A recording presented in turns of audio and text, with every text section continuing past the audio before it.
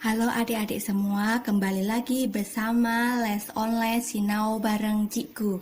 Ya, hari ini kakak akan membahas materi kelas 3 semester 1 yaitu sifat koligatif ya. Untuk bab pertama ini kita mulai dari pengertian ya. Pengertian dari sifat koligatif itu adalah, sudah saya tuliskan di sini. Intinya adalah sifat larutan yang tergantung pada jumlah partikel zat larut ya. Perlu digarisbawahi, tergantungnya hanya pada jumlah partikel zat larut. Nah, dan keterangannya ada tambahan tidak tergantung pada sifat zat terlarut tersebut. Jadi hanya berdasarkan pada jumlah partikel zat terlarutnya ya. Makanya dari pengertian di situ sifat koligatif larutan ada 4 macam yang akan kita bahas hari ini ya. Kita mulai dari yang pertama, ada penurunan tekanan uap ya, dimana tekanan uap dari suatu larutan itu akan mengalami penurunan ketika ditambah dengan suatu zat terlarut ya. Nah, zat terlarutnya nanti dibedakan menjadi 2, ada larutan non elektrolit sama larutan elektrolit. Di sini sudah saya tulis semuanya nanti ya, yang elektrolit yang bagian kedua. Nah, sebelum nanti kita bahas lebih dalam, kakak perlu mereview materi elektrolit non elektrolit itu sebenarnya sudah kita bahas di kelas 1 ya. Kelas 1 semester 2 itu kita sudah bahas larutan elektrolit non elektrolit. Nah, nanti untuk eksekusi soalnya di akhir aja. Semoga masih ingat teorinya, perbedaan antara larutan non elektrolit dengan larutan elektrolit ya. Nah, langsung saja kita masukkan rumus di mana penurunan tekanan uap karena di sini mengalami perubahan, maka simbolnya adalah delta P. Delta P itu adalah di sini sudah saya kasih keterangan. Delta P itu penurunan tekanan uap, turunnya seberapa besar ya. Sama dengan XT kali P0. Aku kalau nyebut ini P0 gitu ya. Nah, XT itu apa? XT itu adalah fraksi mol zat terlarut. Rumusnya fraksi mol itu juga sudah kita pelajari di stoikiometri kelas 1 di bab-bab yang terakhir di semester 2 itu sudah. Jadi saya tulis rumusnya aja. Itu adalah NT. NT itu N itu adalah mol ya, mol zat terlarut seperti biasa. Kalau ingin mencari rumus mol adalah gram per mR. Sudah bisa, yaitu materi yang sudah kita pelajari di awal banget kelas 1. Nah, rumusnya NT per NT plus NP. Kalau NP itu berarti mol pelarutnya ya. Sedangkan P0-nya, P0 kalau ada tanda buletan di atas derajat ini ya, itu adalah tekanan uap pelarut. Pelarut itu biasanya air, mayoritas ya, tapi mungkin bisa diganti dengan benzena atau kloroform dan lain-lain. Nah, kemudian yang kedua, P di sini adalah tekanan uap si larutan, larutannya ya. Larutannya itu sama dengan XP kali P0. Nah, XP rumusnya sudah ada keterangannya di sini ya. Sedangkan karena ini mengalami penurunan, berarti delta P itu adalah P0. P0 itu tekanan uap larut awalnya berapa dikurangi tekanan uap larutan setelah ditambah suatu zat terlarut ya. Nah, di sini sudah ada keterangan lengkapnya seperti ini. Nah, itu untuk larutan non elektrolit yang awal kita bahas tadi. Sekarang kita bahas untuk yang larutan elektrolit. Di bagian larutan elektrolit ini perbedaannya adalah ditambahi atau dikali di bagian terlarutnya saja. Karena yang elektrolit itu kan yang terlarutnya ya. Nanti NT kali I, pokoknya yang ada embel-embel T ditambahi dengan I ya. I itu adalah faktor Van Hoff. Rumusnya sudah saya kasih di sini 1 plus N-1 kali alfa, di mana alfa itu apa? alfa itu adalah derajat ionisasi. Ini juga sudah pernah kita bahas di kelas 1. Sebenarnya kelas 3 itu hanya mengulang-mengulang saja. Cuma penambahannya dikit ya. Oke, mari kita bahas eksekusi di soal yang pertama biar lebih paham ya.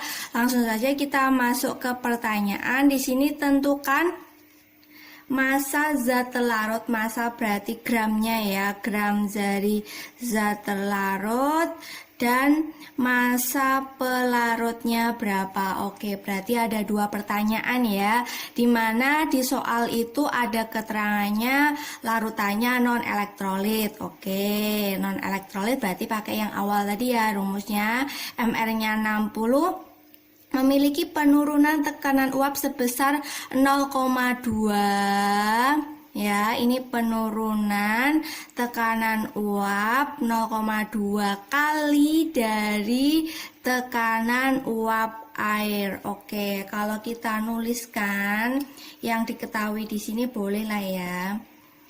Yang diketahui di sini penurunan tekanan uap tadi simbolnya adalah delta P ya, sama dengan 0,2 dari tekanan uap air. Air itu berarti pelarut ya, pelarut itu berarti P0 gitu. Oke, kalau kita lihat dari rumusnya tadi kan ya, kita coba flashback di awal tadi, rumusnya delta P kan kita pakai non elektrolit ya, XT kali P0, XT kali P0. Berarti kita bisa menyamakan rumusnya seperti ini, XT kali P0, ambil kesimpulan bahwa XT-nya itu adalah 0,2. Ya, 0,2. Kita skip di sini, XT-nya sama dengan 0,2. Sedangkan XT-nya kalau kita jabarin itu kan rumusnya NT per NT plus NP. Nah, 0,2 itu kan berarti 1/5 ya, 1/5. Berarti saya boleh menuliskan seperti ini.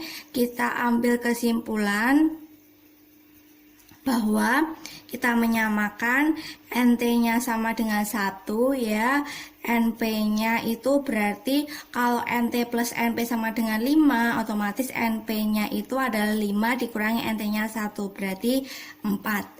Itu baru mol zat terlarut sama mol zat pelarutnya ya. Sedang pertanyaannya tadi gram. Oke. Kita masukkan di sini gramnya mulai dari NT dulu ya. NT sama dengan rumusnya gram terlarut per MR. MR dari zat terlarut ya. NT tadi sama dengan 1. Gram T-nya itu ditanyain, MR-nya tadi di soal 60. Berarti gram T-nya sama dengan 60. Oke, ketemu ya. Oke, selanjutnya masih sama rumusnya NP sama dengan gram P per MR ya. NP-nya tadi 4, gram P-nya belum tahu, MR karena pelarutnya tadi air, MR air itu sudah biasa kita pakai, itu adalah 18. Berarti gram pelarutnya itu adalah 18 kali 4. Berarti hasilnya adalah 72 gram ya, tadi satuannya juga gram. Nih sudah diperoleh dua-duanya ya, semoga bisa dipahami. Oke ya, sudah paham untuk soal yang pertama ini. Sekarang kita bahas coba di soal yang kedua. Soal yang kedua di sini hitunglah penurunan tekanan uap, penurunan. Jadi kita jangan sampai keliru simbol dari penurunan tekanan uap larutan sama tekanan uap pelarut ya. Nah, di sini langsung saja pertanyaannya adalah mencari penurunan tekanan uap delta P. Delta P itu kan rumusnya tadi di depan XT kali P0. P0 itu adalah tekanan uap pelarut ya. Oke, kalau XT-nya itu dijabarin kan berarti NT per NT plus NP dikali P0. Nah, hati-hati di soal itu tulisannya adalah terdiri dari 9,8 gram H2SO4. Nah, H2SO4 itu kan termasuk asam kuat ya di bab asam basa, dan dia itu termasuk elektrolit kuat. Elektrolit kuat. Kita coba flashback di materi elektrolit non elektrolit ya. Nanti kalau ada yang masih bingung bisa dicoba lagi catatannya dulu elektrolit non elektrolit. Jadi kalau mau memahami elektrolit kuat, elektrolit lemah sama non elektrolit itu dilihat aja asam basanya ya. Nah, kalau asam kuat basa kuat, garam itu termasuk elektrolit kuat ya. Untuk yang asam lemah, basa lemah maksudnya elektrolit lemah. Seperti itu, sambil kita latihan langsung masukkan, karena elektrolit berarti dikali di bagian terlarutnya ya. Bagian terlarutnya jangan lupa dikali dengan I ya. Oke, mari kita masukkan angkanya. Berarti delta P sama dengan NT. NT itu kan berarti mol terlarut. Mol terlarut itu rumusnya gram terlarut. Gram itu kalau terlarut itu pasti gramnya yang paling kecil ya. Di sini kan ada 2 gram. 9,8 sama 90. Kecilan yang mana? Yang 9,8. Berarti ini 9,8 per mr ya. Gram per mr rumusnya. Kemudian I, nah I tadi kita cari dulu ya, I-nya di bagian bawah di sini.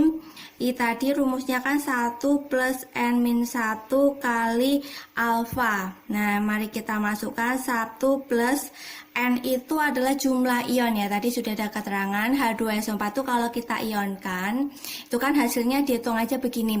H2 berarti hanya 2, SO4 itu kan ion poliatomik, ion sulfa satu kesatuan. Ya, ada 1, berarti total ionnya ada 3. Kurangi 1, karena elektrolit kuat tuh pengertiannya adalah alfanya 1, berarti langsung saja kita masukkan 1. Ini berarti 1 plus 3 dikurangi 1, 2, 2 kali 1, 2. Berarti I-nya ketemu 3 ya, I-nya ketemu 3, berarti kita kalikan di sini dengan angka 3. Per 9,8 per 98 kali 3 ditambah NP-nya itu ada air ya. Air itu berarti 90 per 18 mr-nya air kali P0. P0-nya tadi di soal ini tekanan uap air sebesar 18. Oke, mari kita masukkan. 9,8 bagi 98 ini berarti ada 0,1, yang bawah ini juga 0,1, kemudian 90 dibagi 18 ini berarti 5 ya. Oke, berarti kita masukkan delta P-nya adalah 0,1 kali 3, 0,3 per 0,3 ditambah ini 5 dikali 18. Oke, berarti ini 0,3 kali 18 dulu. Ini hasilnya adalah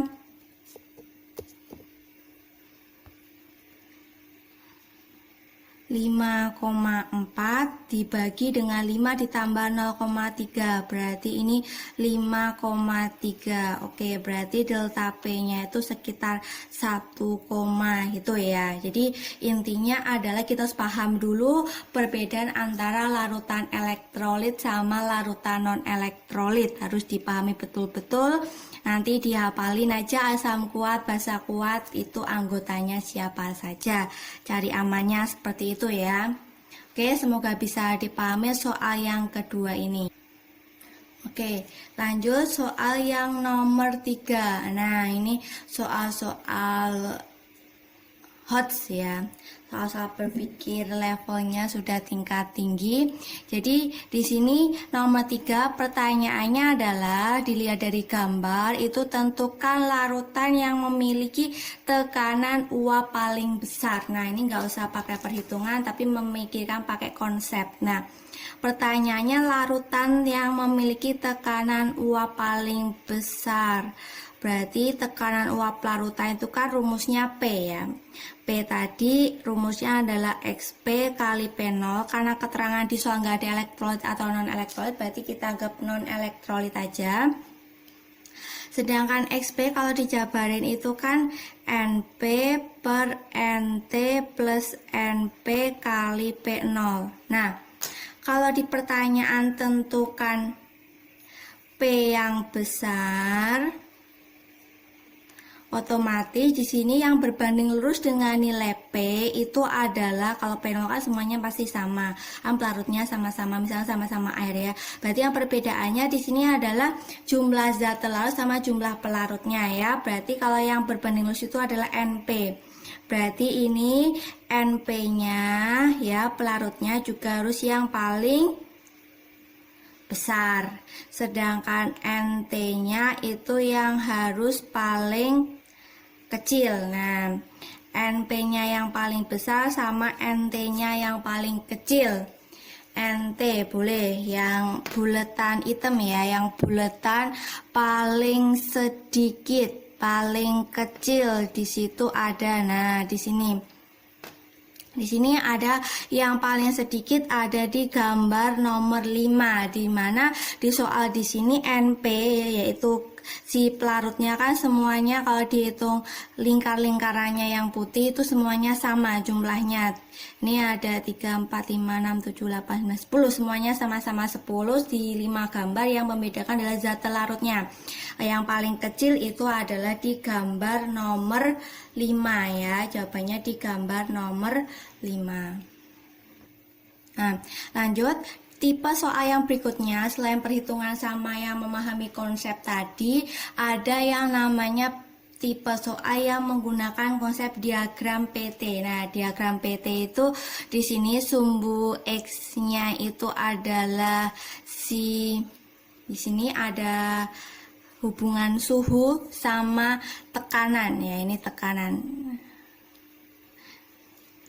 Suhunya di sumbu X sama tekanannya di sumbu Y-nya ya.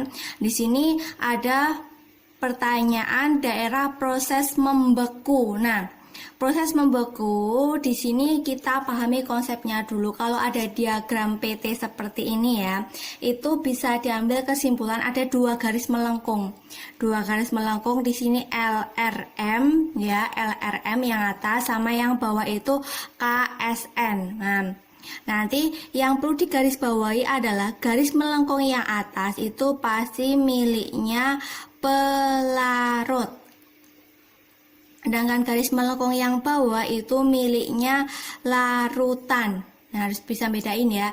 Yang atas miliknya pelarut, yang bawah miliknya larutan. Nah, sedangkan kubu kiri ya, jadi di sini ada proses yang namanya kalau air itu kan di berbagai macam suhu bisa dalam keadaan mendidih sama ada dalam keadaan membeku. Nah, kalau yang membeku pastilah kita pahami suhunya yang paling kecil ya. Berarti di sini yang kubu kiri KL ini adalah titik beku. Kita bahas habis ini namanya TF. Nah, karena pelarut berarti ini TF 0.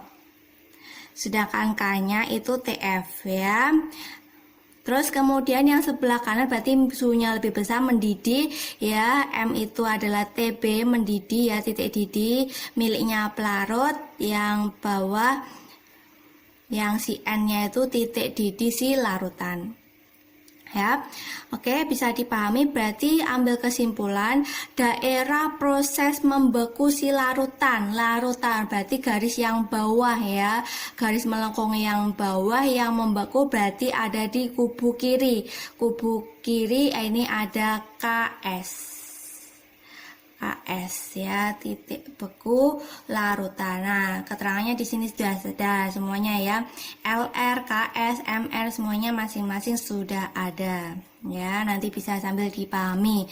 Oke, kita lanjut ke konsep yang kedua. Konsep yang kedua di sini ada yang namanya tadi sudah kita senggol sedikit, ada kenaikan titik didih. Kenaikan titik didih itu simbolnya adalah pakai D delta TB. B itu boil ya. Boil, mendidih. Kita bahas larutan non elektrolit dulu. Di sini rumusnya adalah Kb kali M. M itu rumusnya molalitas. Di sini kelas 1 sudah pernah kita bahas rumusnya seperti ini. Ya. Kemudian Kb itu namanya konstanta titik didih, ya, itu sudah paten itu kalau pelarutnya air itu sekitar 0,52. Kalau pelarutnya bukan air nanti pasti sudah diketahui di soal ya. Karena di sini ada proses kenaikan ketika ditambah suatu zat terlarut, jadi rumusnya adalah TB. TB itu berarti titik didih larutan dikurangi titik didih pelarut. Keterangannya sudah ada di bawah ini. Nah, perbedaannya dengan larutan elektrolit itu adalah kalau elektrolit diembel-embeli ya tadi Kb kali M kali I. Nah, I-nya selalu ngikut ya. Oke, itu untuk rumus-rumusnya. Nanti langsung saja kita eksekusi ke soalnya biar lebih paham ya. Paham teori, kalau nggak ada soalnya nggak lengkap. Nah, oke, soal yang nomor 1. Soal nomor 1, pada suhu berapakah larutan akan mendidih? Berarti di sini pertanyaannya TB ya. Suhu mendidih suatu larutan, titik didih larutan. Nah, di soal itu sebelum kita mencari TB, tadi konsepnya kita mencari delta TB terlebih dahulu ya. Rumusnya adalah Kb kali M. Nah, yang perlu digarisbawahi di sini larutannya adalah glukosa. Semua yang belakangnya osa itu pasti larutannya non elektrolit. Sukrosa, glukosa, gula itu ya non elektrolit. Tidak bisa menghantarkan listrik. Non elektrolit, jadi rumusnya langsung aja cuma Kb kali M. Kb nya di soal sudah ada, ini pelarutnya air ya 0,52. Sedangkan M nya dijabarin dulu ya, rumus molalitas tadi, gram terlarut per mr kali 1000 per gram pelarut. Nah, kita masukkan 0,52 kali gram terlarutnya, di situ ada 9 gram glukosa, 9 per 180 mr-nya si glukosa ya. Tadi ingat gramnya yang lebih kecil ya, kali 1000 per gram pelarut. Nah, di sini pelarutnya kan air. Nah, ingat ya, volume air sama massa air itu kan sama. Kalau 500 ml berarti gramnya juga 500 karena rho air itu kan 1. Ini berarti kalau kita sederhanain ini 2 ya toh, 9 sama 180 ini adalah 20 ya toh. 20 kemudian 2-nya ini berarti bisa kita coret dengan itu, terus kita ambil naik berarti jadi 0,052.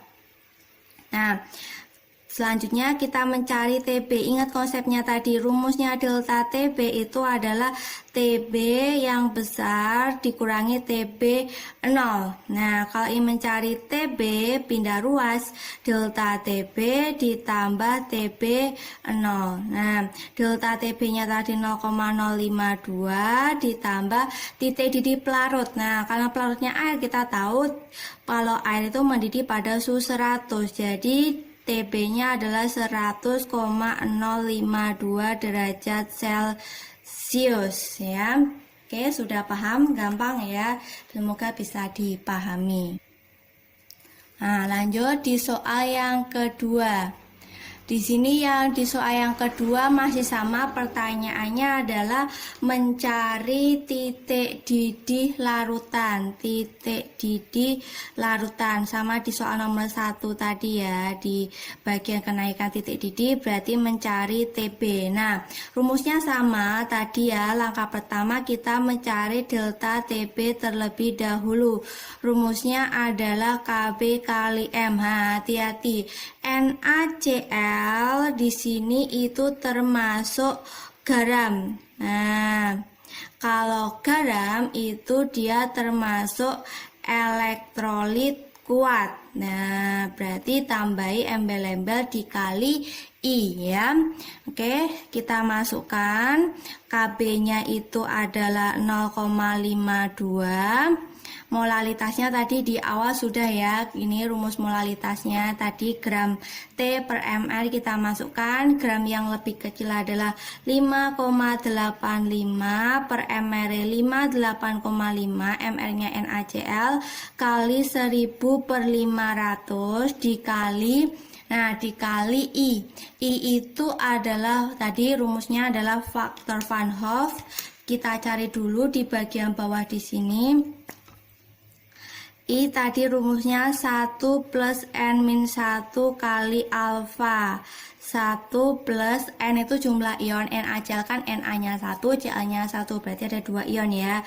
2 dikurangi 1 karena elektrolit kuat berarti alfanya 1. Jadi 1 ditambah 1 hasil I-nya adalah 2. Kita masukkan di sini kali 2. Nah, kita sederhanain aja, berarti 1000 per 500 di sini ada 2, terus 5,85 dibagi 58,5 berarti ini 0,1.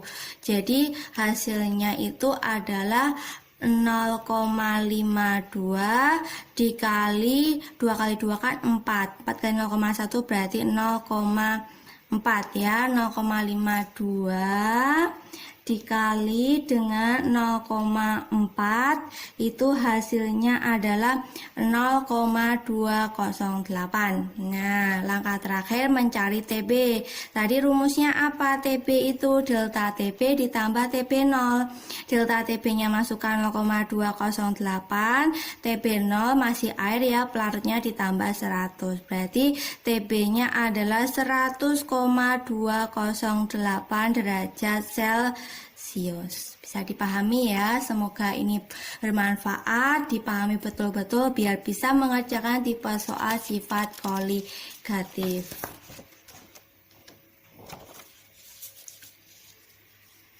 Oke, lanjut sifat yang ketiga. Sifat yang ketiga di sini ada penurunan titik beku ya, berkebalikan dengan tadi. Kalau titik didih kan mengalami kenaikan ketika ditambah suatu zat larut. Nah, sekarang titik bekunya mengalami penurunan. Nah, ini juga sama prinsipnya, perbedaan antara larutan non elektrolit dengan larutan elektrolit. Rumusnya bersama, hanya saja kalau tadi pakai simbol B, sekarang pakai F, freeze ya, membeku. Kemudian di sini ada KF. KF itu konstantanya titik beku itu sekitar 1,86 kalau pelarutnya air ya.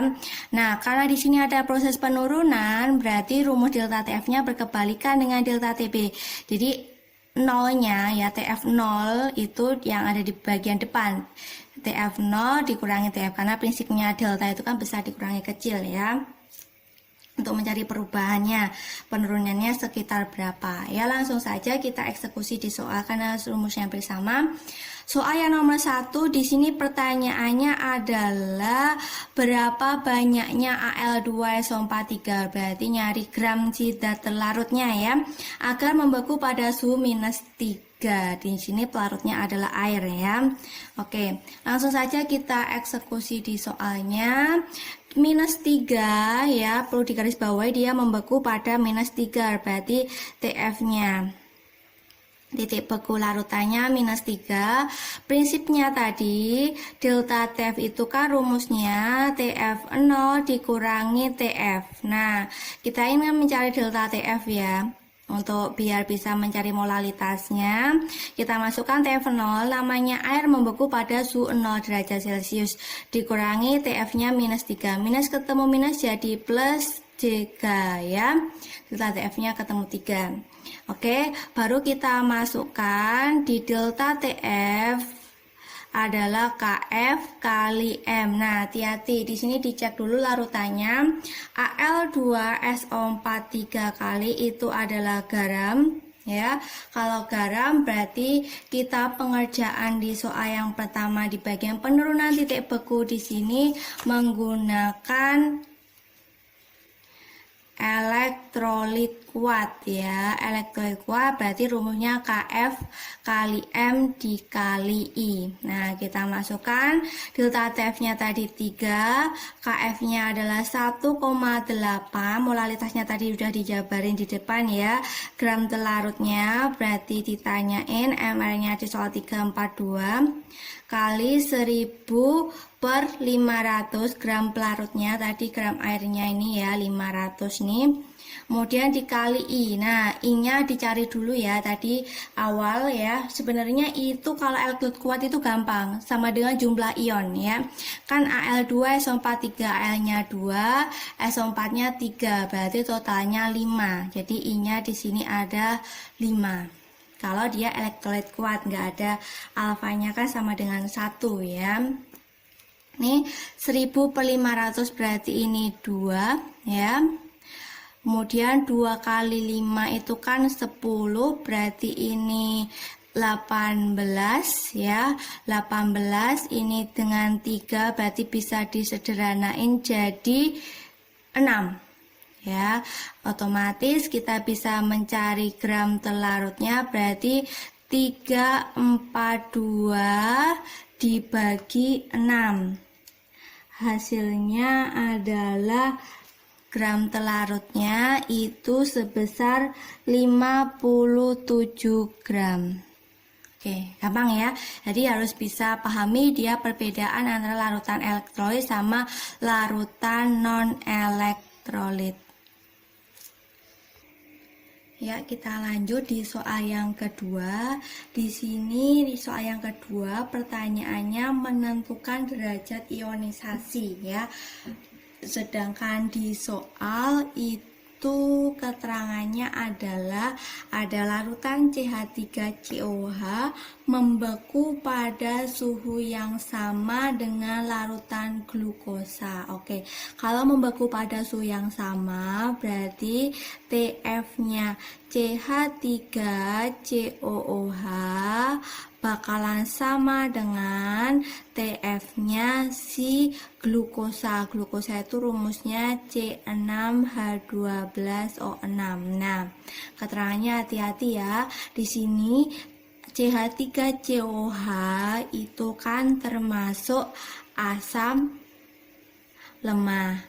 Kalau asam lemah berarti dia di sini masih kategori larutan elektrolit ya. Hati-hati di situ. Sedangkan glukosa tadi yang belakangnya osa itu pasti larutannya non elektrolit ya.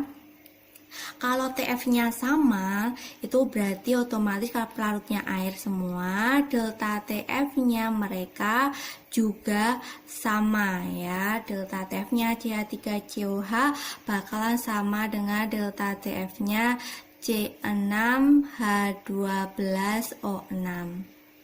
Nah, delta TF sendiri rumusnya tadi kan Kf kali M, karena CH3COH elektrolit berarti dikali I.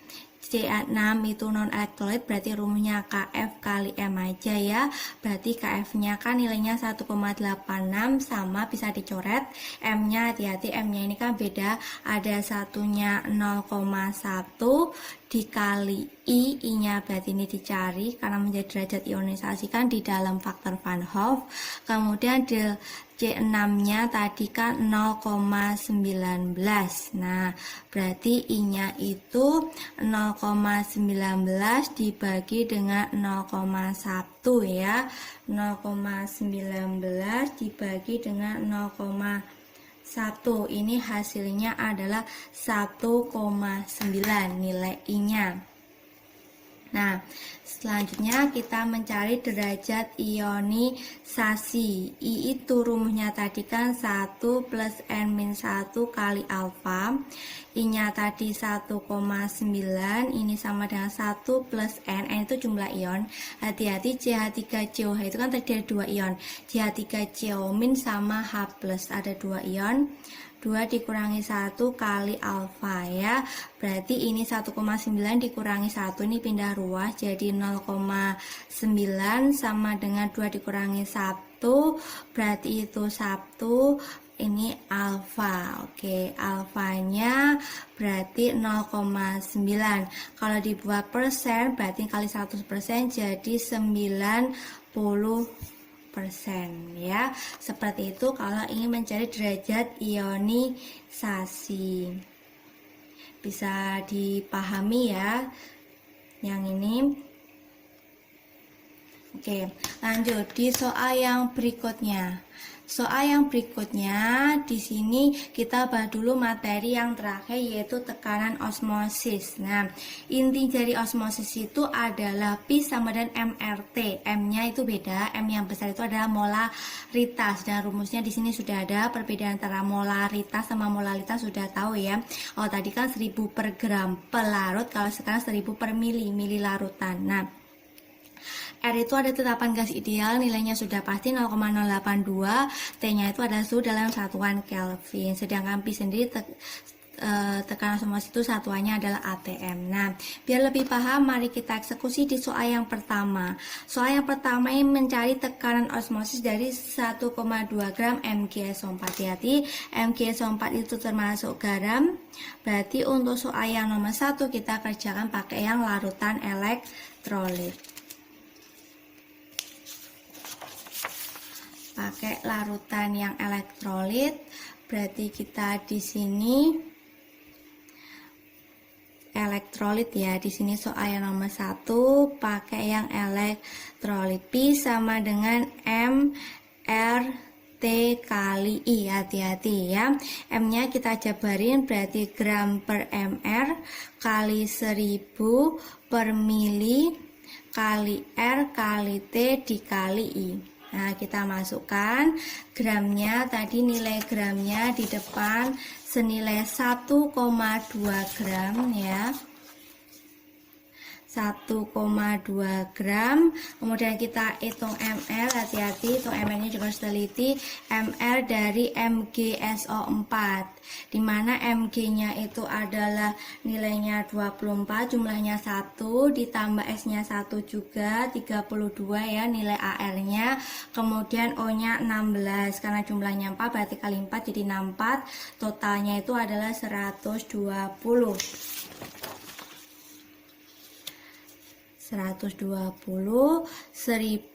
per ini larutannya di dalam 500 mili ya, 500 mili berarti ini volumenya kita masukkan sebesar 500 mili, R-nya 0,08 atau 0,082 sama saja sih, pembulatan aja. Kemudian T-nya di sini, karena di soal ini nggak ada keterangan suhunya berapa, berarti kita anggap suhunya itu adalah pada keadaan standar, berarti suhunya itu kita jadiin aja 27 ya standarnya. Di sini 27 dijadikan Kelvin kan berarti 27 Celcius, maksudnya dijadikan Kelvin kan ditambah 273, hasilnya adalah 300 ya.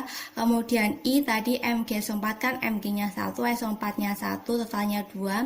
Karena dia elektrolit kuat berarti I sama dengan N ya, berarti ini 2. Itu aja. Berarti kita sederhanain aja di sini 1000 per 500 kan 2 ya. Ini habis ya 1,2 dan 120, tapi ini hasilnya adalah 0,01 ya.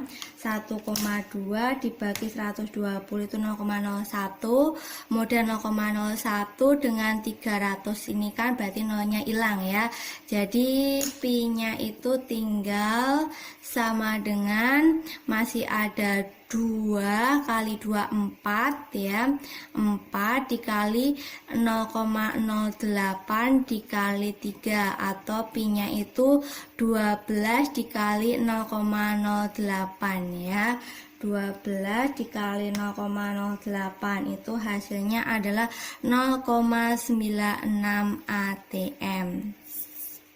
Oke, bisa dipahami ya untuk tekanan osmosis ini. Oke, lanjut di soal yang kedua. Soal yang kedua, di sini pertanyaannya berapa persen larutan H3O4 terionisasi, berarti mencari alfa, di mana di keterangan di sini H3PO4 bakalan isotonis dengan si urea. Nah, artinya isotonis itu adalah pi dari kedua larutan itu sama. Jadi pi-nya H3PO4 bakalan sama dengan pi-nya dari urea. Hati-hati, di sini H3PO4 itu kan asam lemah ya, dia asam lemah. Berarti H3PO4 itu masih termasuk elektrolit. Kemudian urea itu non elektrolit ya. Kita masukkan rumus pi-nya dari H3PO4 kan MLT dikali I ya, elektrolit. Pi-nya urea seperti biasa tanpa I MLT. Karena kita anggap R-nya itu kan masih sama, T-nya juga sama, hilang aja ya. H3PO4-nya kan M-nya molaritasnya 1 dikali I. Kemudian ureanya itu 2M ya.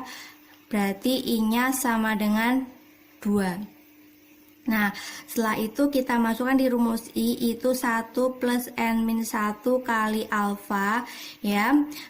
Kita masukkan 2 sama dengan 1 plus jumlah ion H3PO4 itu hanya 3, PO4-nya 1. Berarti total ionnya ada 4.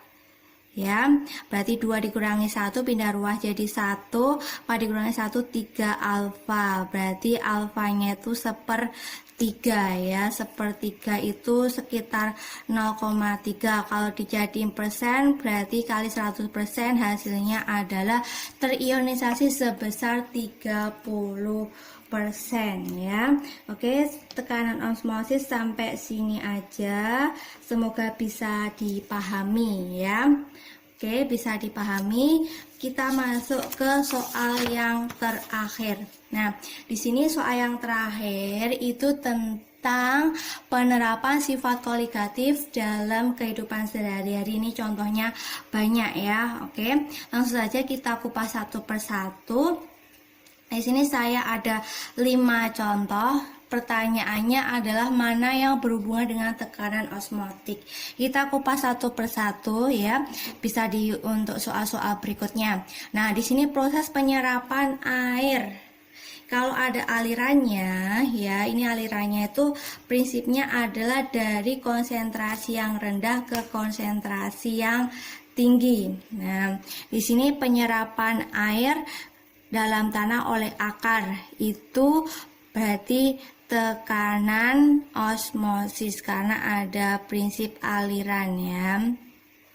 Oke, terus kemudian membasmi lintah ini juga sama dengan garam dapur. Ini nanti juga ada aliran cairan lintahnya itu juga tekanan osmosis. Kemudian menentukan massa molekul relatif itu sebenarnya semuanya bisa ya, semua itu artinya tekanan uap bisa, titik didih, titik beku, tekanan osmosis semuanya bisa. Kemudian pemakaian urea untuk mencairkan salju yang serba dingin-dingin itu pastilah jelas titik beku. Kemudian penambahan glikol pada radiator mobil ini sebagai zat anti beku ya. Ini glikol itu anti beku. Nah, berarti ini juga untuk titik beku. Jadi jawabannya yang lebih tepat untuk contoh dari tekanan osmotik itu adalah contoh 1 dan 2 ya. Semoga yang saya jelaskan hari ini bisa bermanfaat buat semuanya, dan jangan lupa untuk selalu bergabung dengan Les oleh Sinau bareng Cikgu. Nanti di like, share, dan subscribe, dan jangan lupa follow IG kakak Per Matfis Game Online. Sampai ketemu lagi, semoga bermanfaat ya. Sampai di video-video berikutnya.